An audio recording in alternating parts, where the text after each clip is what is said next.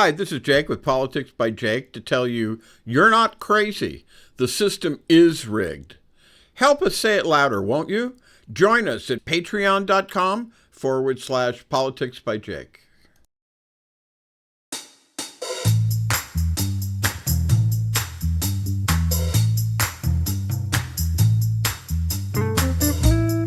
Okay, everybody, hello. It is Friday, June 27th, and it is time for another edition of Politics by Jake. It is 7 a.m. or thereabouts, depending on when you turn in. And I am Jake, your political host and commentator, student of history.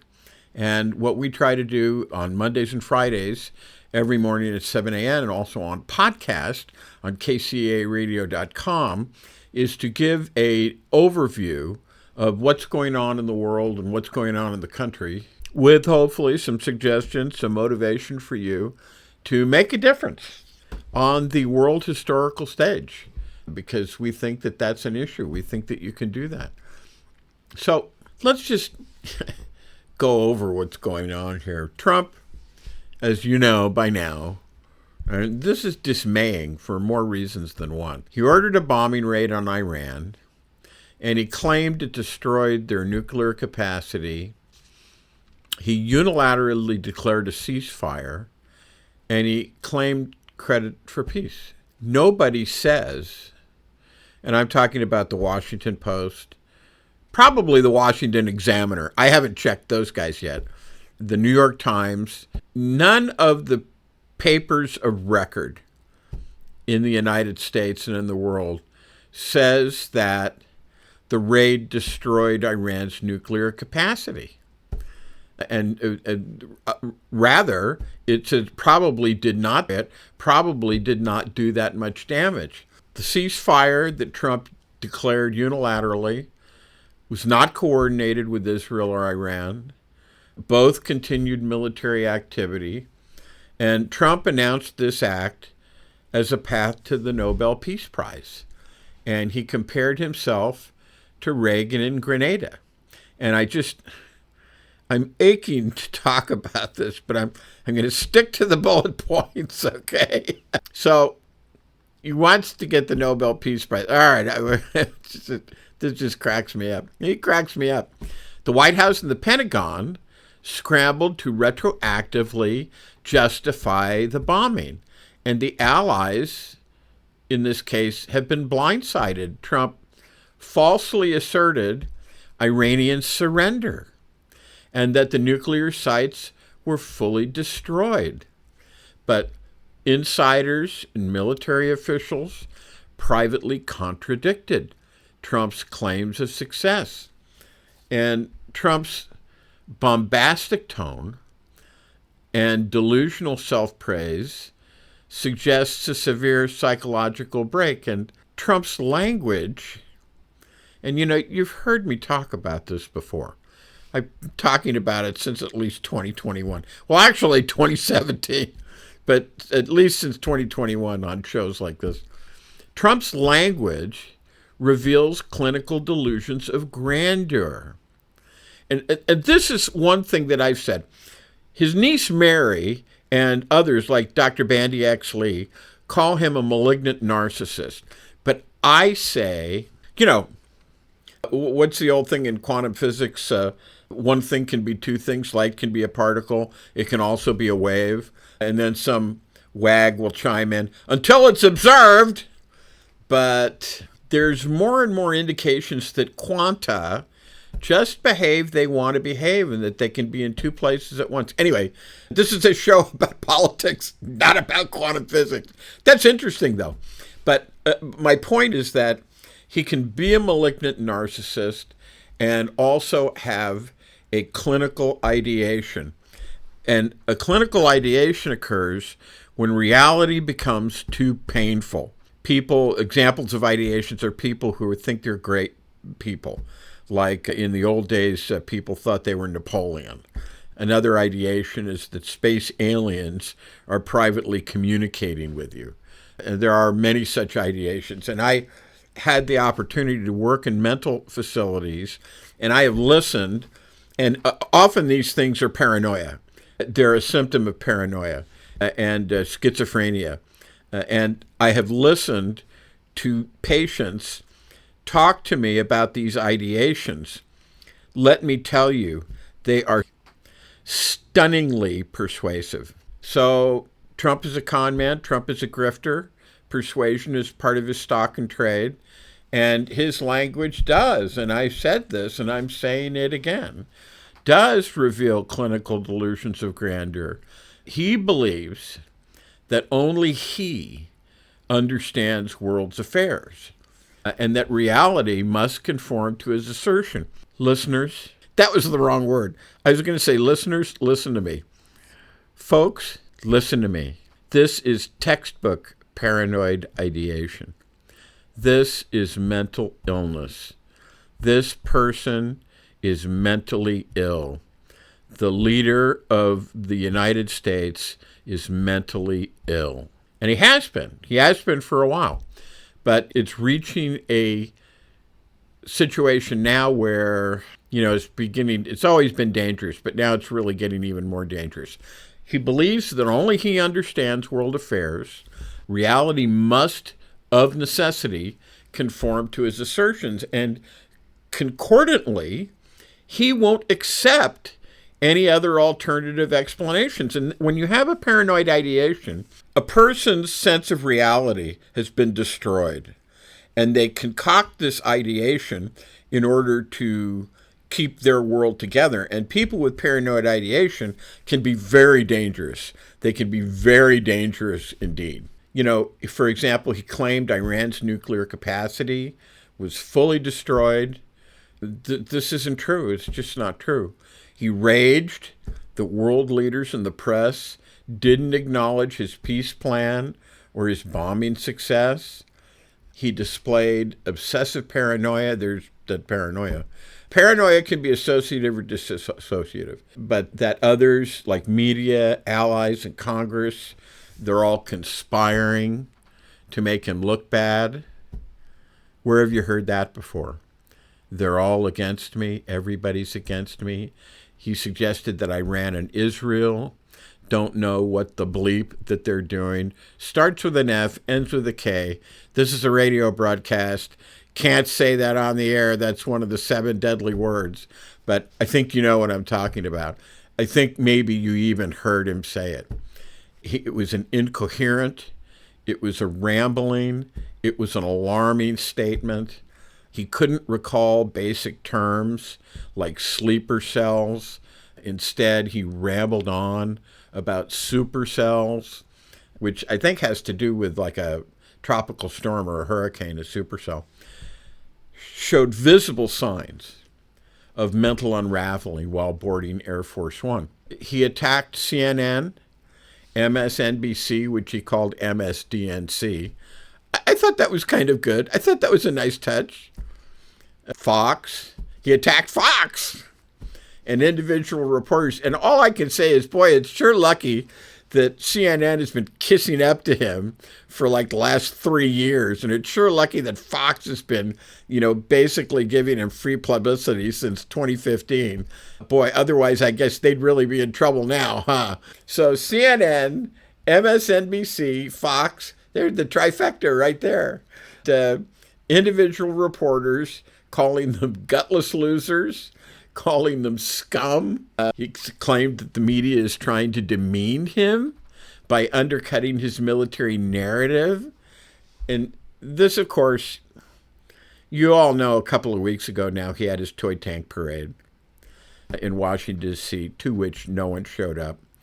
And to which the people who did show up, which was mostly, the people who had to show up because they're in his administration, looked all incredibly uncomfortable and incredibly embarrassed. And if you look at the promenade where this was held, with festivities such as they were held, first of all, it looked like the guys in the military who were detailed to do this, it looked like they were phoning it in order to make it look good. And secondly, there was literally no one there.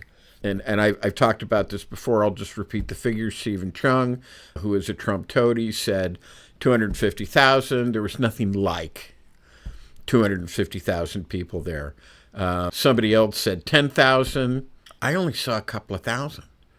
I mean, I really only saw a couple of thousand. I mean, check the videos, will you please, and see if you think any difference. But, let's say 10,000. On the other hand, on the other side, 13 million at least, and I'm sorry, I haven't checked the world figures for you on this, but 13 million people in the No Kings military demonstrations. And this is why I say this is why he decided to attack Iran, because he's lost the United States. He's lost them. And he's angry. And I'm going to talk about this more in a minute.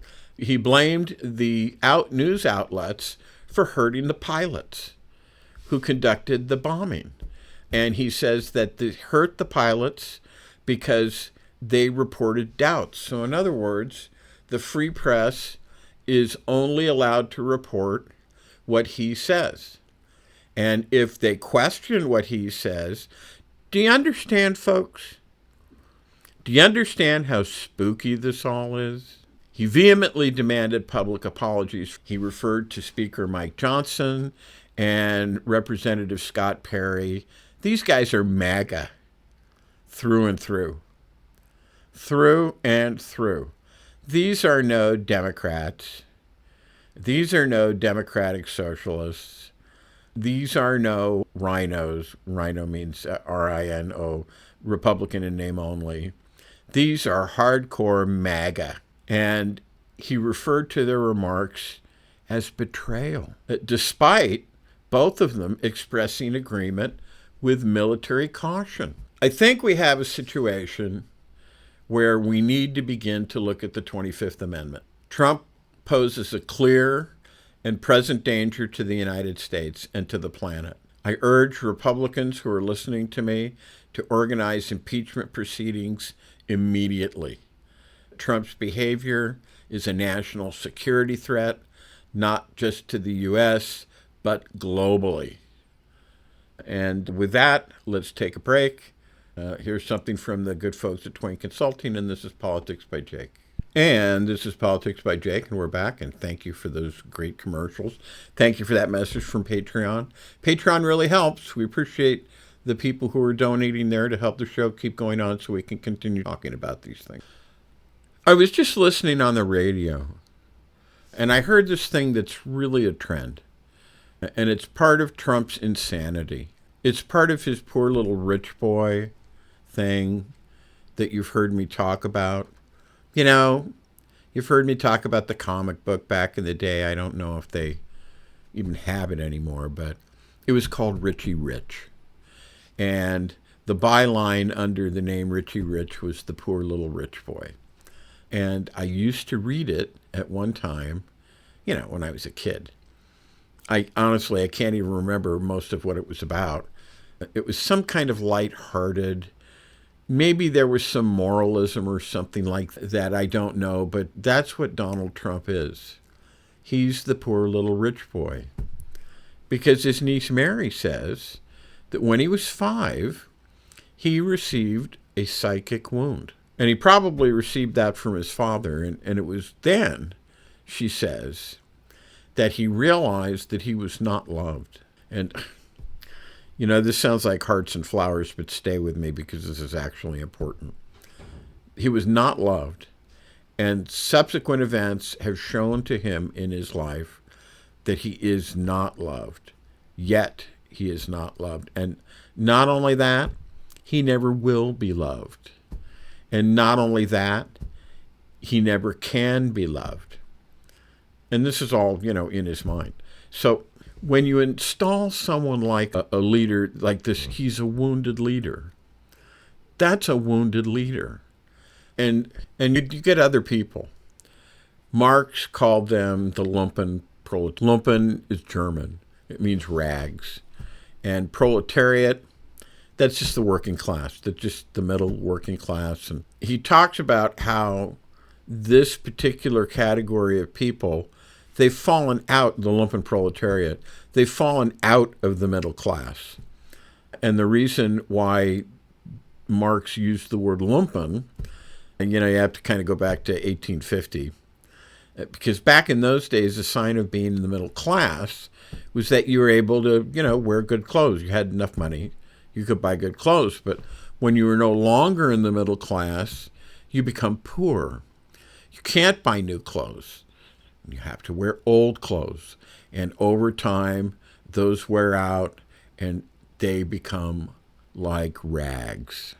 And that's what he meant. I mean, I'm with you. It could have been named something better. I don't know. I don't know what marketing said about that in 1849 or whenever that was, when Das Kapital was written. But that's what it is.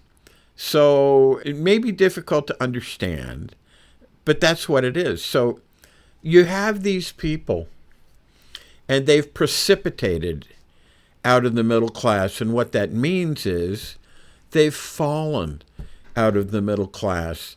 They have themselves in the middle class. And they're wounded because they don't like that. And one of the reasons they're wounded is because globalization took away 60,000 factories. And this affected the workforce in each of those 60,000 factories. It affected the 60,000 cities or towns or municipalities or, counties, depending on how you figure it. You multiply that by the people who live there in those cities, towns, municipalities, or counties. All the collateral industries that grow up around those factories, all the goods and services, grocery stores, hardware stores, all of the things that grow up around towns when you have economic power. Economic power was taken from them because in many of these factories, they were broken up. And this was in about 1989. They weren't just taken away whole cloth.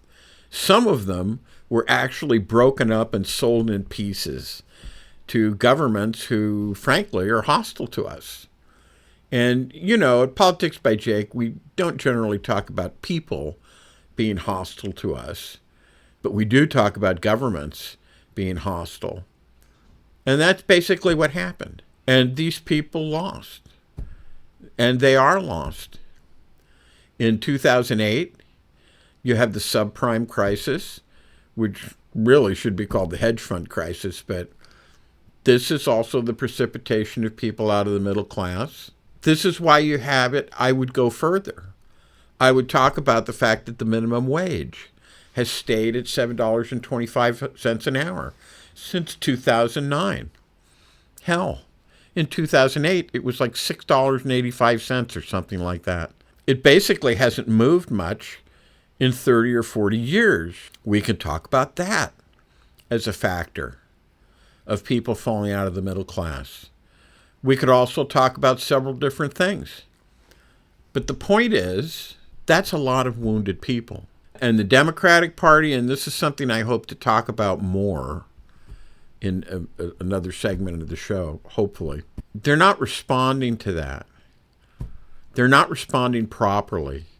And the reason why they're not is because you have a corporatist type of Democrat. These people are not New Deal Democrats. They don't believe in the provisions and the principles of the New Deal. They don't believe in the Second Economic Bill of Rights. And they would rather go to corporate America. They're Clintonistas. They are what used to be called guerrilla Democrats because they went against the New Deal underpinnings, the Second Bill of Rights underpinnings of Franklin Delano Roosevelt that he brought forth in 1944. Unfortunately, he wasn't allowed to put it into action, which called for things like a living wage, called for things like decent housing, called for things like decent education. And that would be all the way through college, by the way. Called for decent clothing, called for a living wage that included a pension. And it called for, a bunch of things like this. This was the Economic Bill of Rights. And the underpinning and the fundamental premise of that was this: a necessitous person is not a free person. And similarly, a necessitous country is not a free country. And at this point, let's take another break. And this is Politics by Jake, and we'll be back. And this is Politics by Jake, and I want to keep going on this situation with Trump, this profane collapse of Trump, which has probably been going on longer than what we have just uncovered.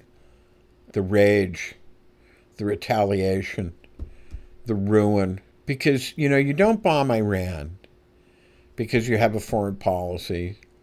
You don't bomb Iran because there's a geopolitical necessity.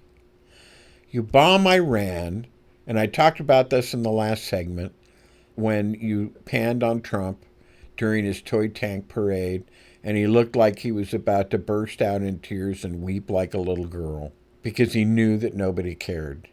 And this is a core thing for Trump, that nobody cares. So you bomb Iran when you get mad because you can't make anybody love you, when you've lost your grip on America, and you need to drown out the sound of your own political collapse. And that's what Trump did. On June 22nd, Trump ordered a retaliatory military strike on Iran in the middle of a political firestorm. But retaliation for what? We weren't attacked. And so nobody knows. The Pentagon says it was in response to Iranian provocation. But what does that mean? They didn't attack us. Let me tell you what it really was, though. This was the final scream on the edge of a man who's on the edge of losing everything. And this is what fascists do. When they lose power, when they lose narrative control, they lash out. This wasn't strategy. This wasn't deterrence. This was Trump flailing against his own irrelevance. I think it was in 1942 or 1943, when Hitler was having his time, that some United States military psychiatrists were asked to say what the end of Trump would be. What the end of Hitler would be. This would be 1942 or 1943. And they all said he'd wind up with a bunker and he'd destroy his own nation. Or he'd allow his own nation to be destroyed. And that's exactly what happened. He lost power. He lost narrative control. He was losing the war. He lashed out against people, said they were all weak, said the German nation was weak, and if they were defeated, they deserved to be defeated.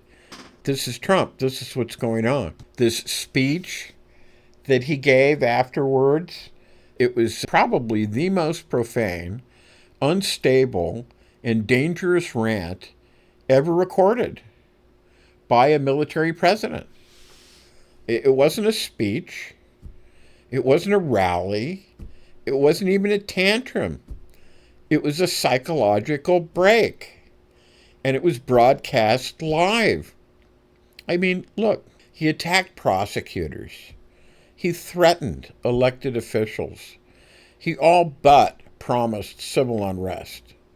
And that's definitely happening, and he's the one who's instigating it.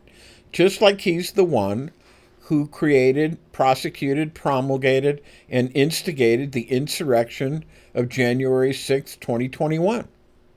He did it. And when the blowback came, he just changed the subject. The only way a mad king, we should probably start calling him King Lear. That's what play King Lear is about. It's about an old, aging, insane king. So he changed the subject the only way a mad king can, by dropping bombs. And let's talk about the scum, okay? Because Trump keeps using that word over and over. Scum. Immigrants. Democrats. Journalists. People who listen to Politics by Jake. I'm sorry, I had to get that one in there. Hang in there, you're with me. All right. There's only one person here, really, who's truly beneath contempt. And he's staring into the abyss now. And he's hoping to drag the rest of us in with him. And this is important to understand. You've heard me talk about impeachment in 2027. The Democrats most assuredly retake control of the House and possibly the Senate as well in a big way. This isn't about the left versus the right anymore.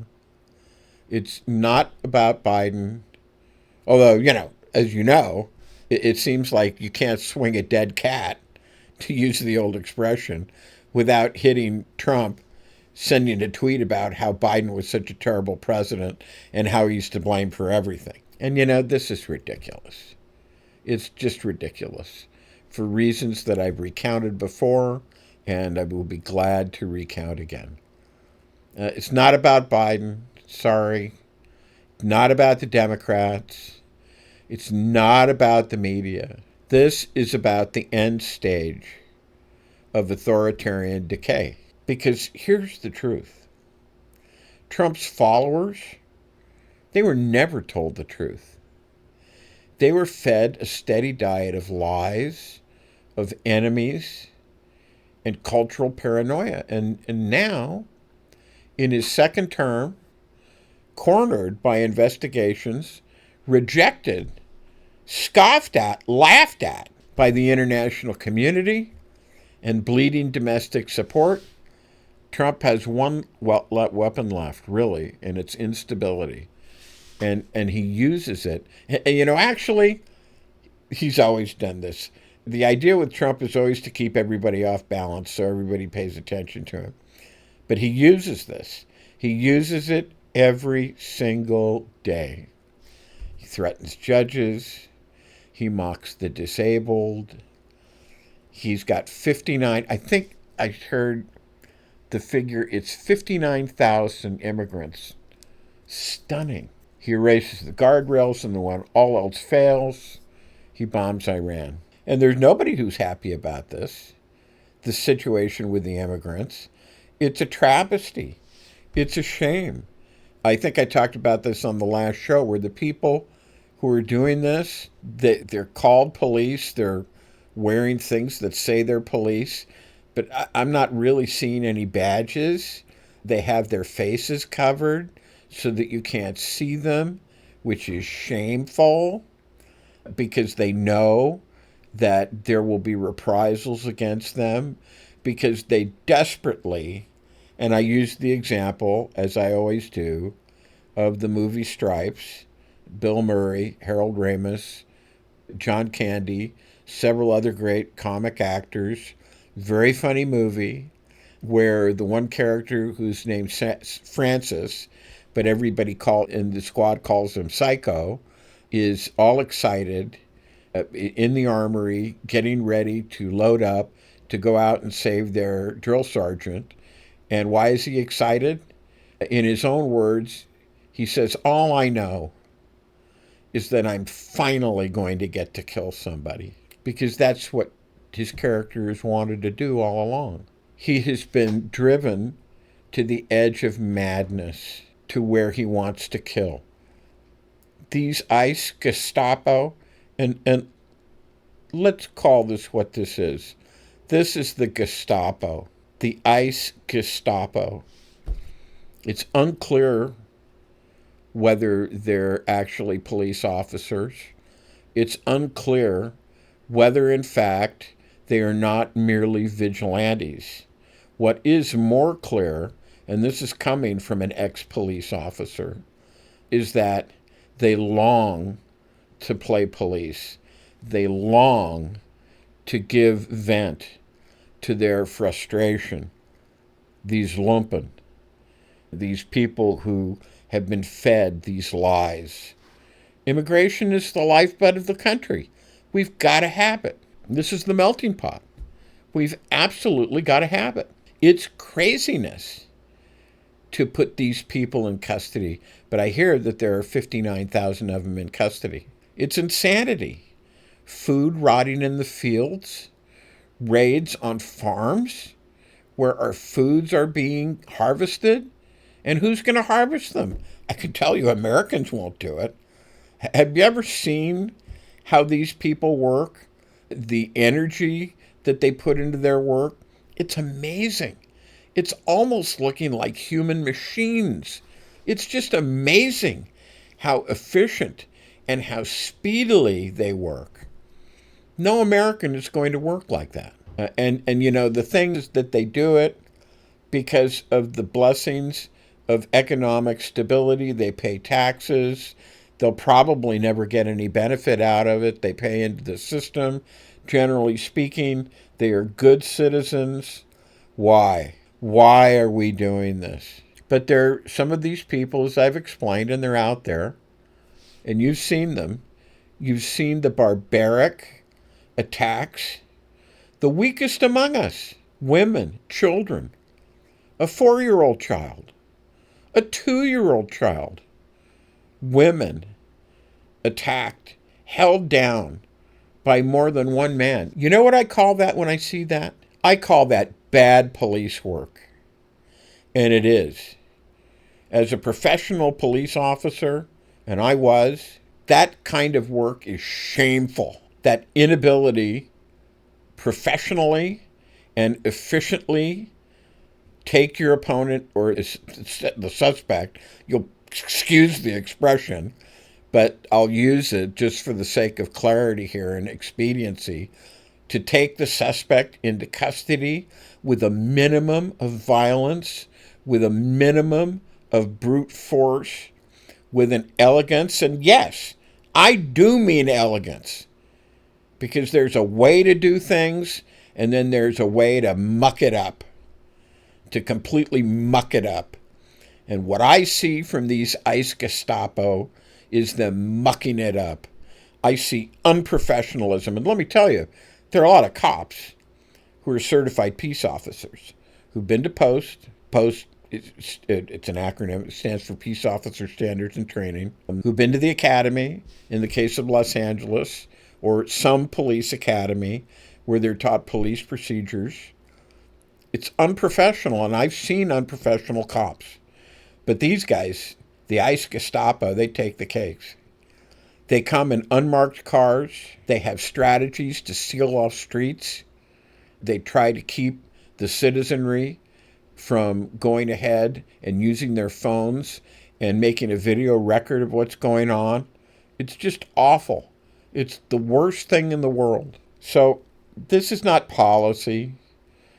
Americans don't want this. We want a path for these people to citizenship. And when Senator James Lankford tried to create one in 2024, encouraged and emboldened by what he thought was the support of his own party in doing so, at the end, when it was time to bring it to the floor for a vote, they pulled the rug out from under them. Why? Because of the fear of Trump. Because of the fear of what Mel Brooks and Blazing Saddles called keeping their phony baloney jobs. So this is desperation. This is the final flaming wreckage of a man who should never have held the power of the presidency, who isn't capable or fit to be risen to the office of a dog catcher. And it's not over, because until someone takes the keys away from this reckless operator, we are all passengers in a car that it's aimed at a wall. And the driver, he's flooring it. And this is Politics by Jake. And this is Politics by Jake, and we're back. And I want to talk about several things. So, I mean, we've already talked about this. Let's talk about this a little more. You know, the Israelis, they can say, well, you know, we can handle most of this. And I'm referring to this, you know, these nuclear sites in Iran. They're hardened. They're very hardened. A lot of them are deep underground. There's the one at Natanz, the Center for Enrichment. Enrichment means the purification of uranium, of uranium to the point where it's pure, with no extraneous elements. And it's got to be the fissile kind. In other words, it has to be capable of nuclear fission. It has to be fissile. That's kind of a strange word. There it is, though. It's got to be the kind that blows up. There you go. That's the idea. And if you can get that to 90% pure, I guess, you know, uranium-235, then you can make a bomb. And, of course, you've got to design the bomb. You've got to shape the charge. You've got to know how to do that. You've got to have a trigger. Fermi and the Oppenheimer bombs they imploded in order to create a critical mass. See how these people would do it. But then you've got to have a delivery vehicle. You've got to have a guidance system for the delivery vehicle. So it's not clear exactly where Iran is on all this. And on the other hand, and I go along with this. If you have somebody who says, I'm going to kill you, death to America, death to Israel, and the many things that they say and do, Hamas, the PLO, the PLA, the Muslim Brotherhood, which is out of Egypt, I'm going to kill you, I'm going to kill you. It may not be realistic to think that the victim is going to sit around waiting for that to happen. And you see that with Israel before taking measures of his own. And I understand that. If we had the kinds of characters, you've heard me say this before, just over the border, the Rio Grande in Mexico, lobbing missiles at us, how long do you think it would be before we would take an expeditionary force in there and destroy them? We're saying death to America, and they're right on the other side of the Rio Grande. How long do you think that would be? And so that may be where we've gotten. The other thing the Israelis would argue is that you can't duplicate the situation. Now, we've got a situation where after a couple of years of fighting, Hamas is decimated, cut to pieces, the main leaders all dead.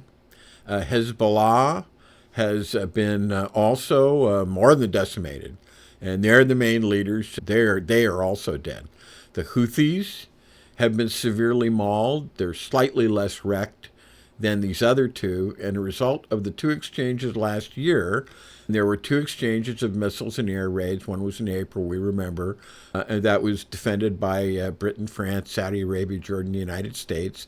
There may have been more, and that meant that the ones launched by Iran at that time, very few hit a target.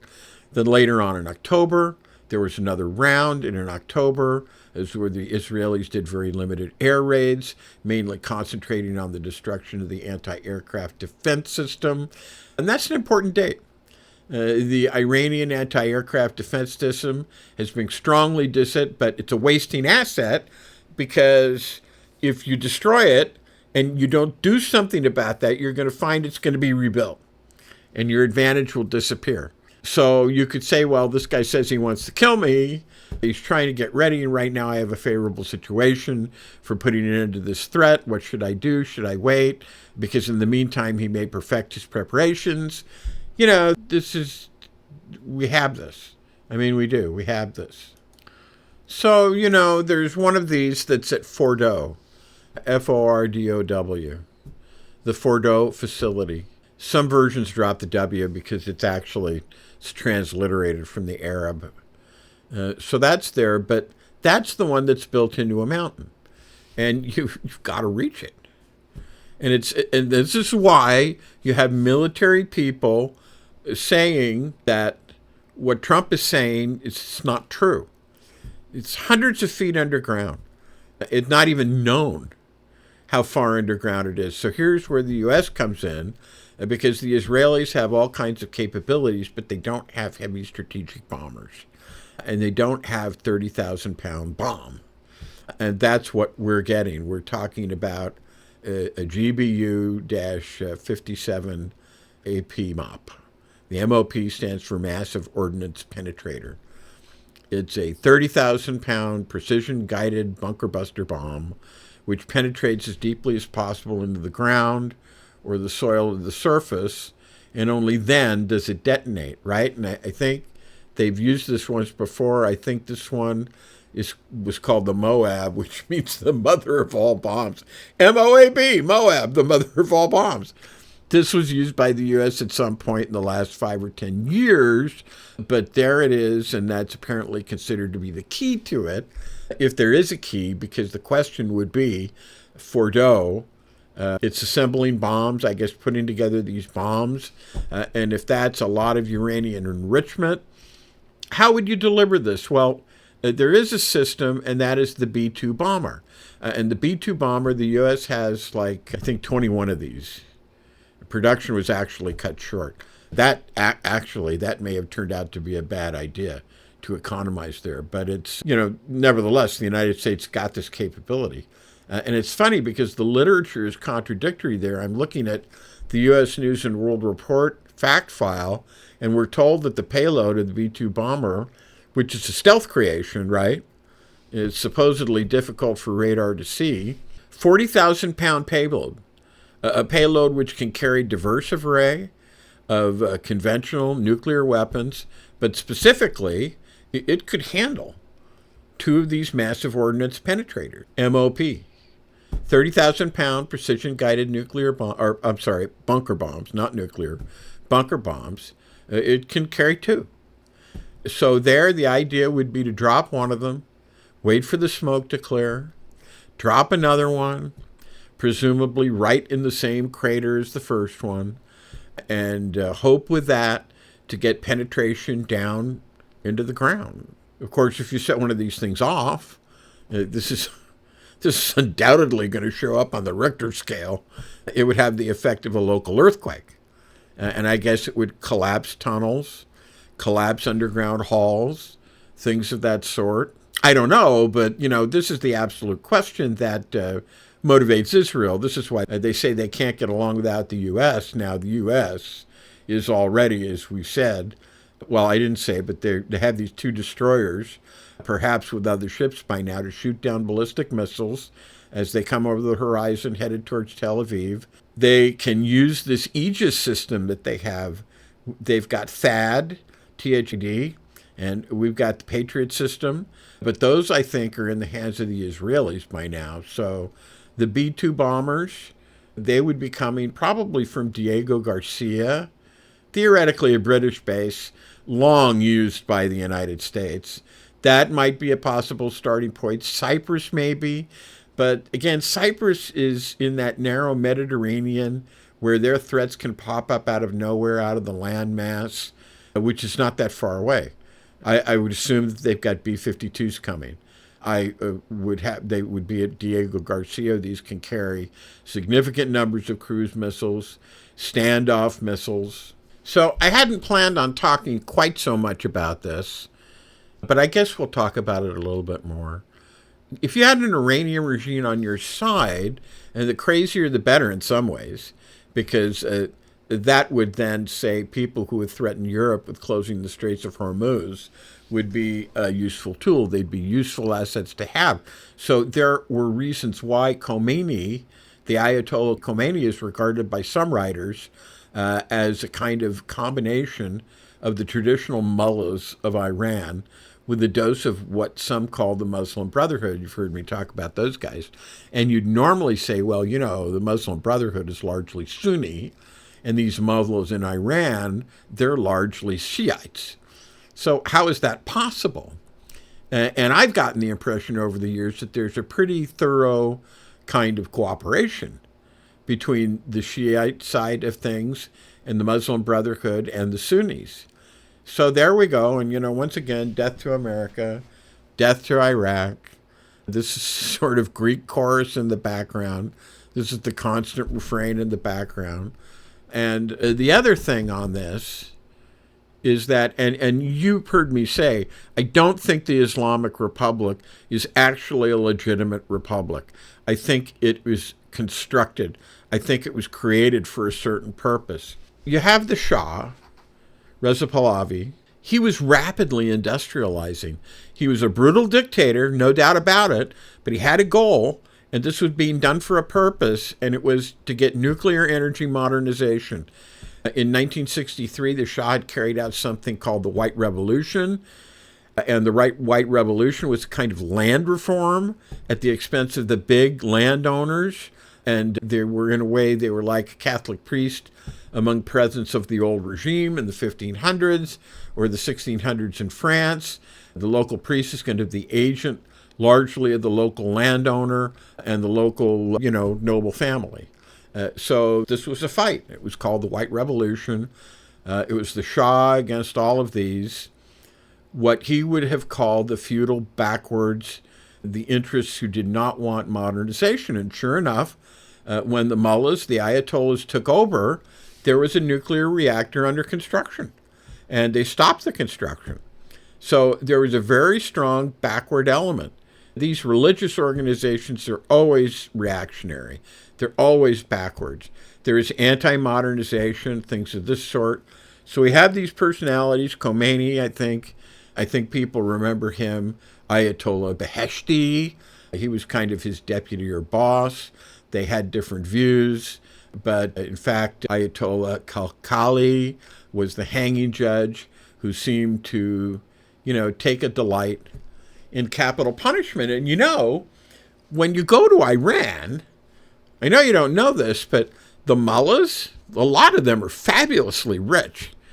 For example, you get into an airline in Tehran, you go to Shiraz, for example, and they say, Ayatollah Rafsanjani owns this. Rafsanjani, having been the president before Ahmadinejad, or significantly before, here's a list of people in the United States government at the time who thought it would be a good idea to dump modernizing the Shah. Or I should say dump the modernizing Shah. Brutal dictator though he was, and replace it with a brutal dictator who would not have anything to do with modernization. It was Cyrus Vance, George Ball of the State Department, Al Haig, General Heuser. I guess most of them, I call them the 3H Club. You've heard of the 4H Club? This was the 3H Club. Hezbollah, Hamas, and the Houthis, of which one half of one is left. And there was also a desire, certainly not to have a new form of Nasserism. We could say the bugaboos of the West in terms of the backward people of the West. Looking at the Middle East, they would say Ataturk's modernization, modern Turkey, that was terrible. And this group wanted them kept backwards and united. And later on, Nasserism, Gamal Abdel Nasser, president of Egypt, which is Arab socialism. It was called pejoratively, because socialism really benefits the people, but it was just pejorative. Really, it was about modernization. And we talked about this at various times. But in the post-war period, Nasserism, in its various manifestations, because they were in Nasser type of leaders. There were Nasser type of leaders in Iraq and in Syria and in Libya. And of course, they varied in quality and brutality in all these other things. But this was a way out of the permanent backwardness which you see, which has now reasserted itself with the Islamic Republic to some degree, even though some places obviously better off than others. The protests of the hijab were in 2022, 2023. Whole world was horrified by the deaths of Mahsa Amini in police custody. The other thing, Khomeini at the beginning was almost overthrown in the very first phase. The imperialists who put Khomeini in power were interested in getting the most out of their investment. And it looked like at the beginning, Khomeini was turning out to be so benighted and so backwards and so oppressive and so reactionary that it led to the idea that he might be overthrown from the very beginning. So anyway, this is about all we have time for. Thanks for listening. We'll be back with another show on Monday. Have a great weekend. This is Politics by Jake, and we'll see you. And now here's a word from one of our sponsors, Twain Consulting. Hi, this is Jake with Twain Consulting. Let's be blunt, shall we? America is litigious. It's unstable, and it's financially weaponized. If your name is on everything you own, you're a sitting duck. At Twain Consulting, we help you vanish legally, ethically, and permanently. From land trusts to layered LLCs, we teach you how to restructure your assets so the predators can't see them and can't touch them. This isn't a loophole. It's a strategy that the wealthy have used for decades. Isn't it time you got the same protection? Call Twain Consulting at 805-380-5699 or visit us online. Protect what's yours before someone else claims it. And now let's get back to Jake and Politics by Jake.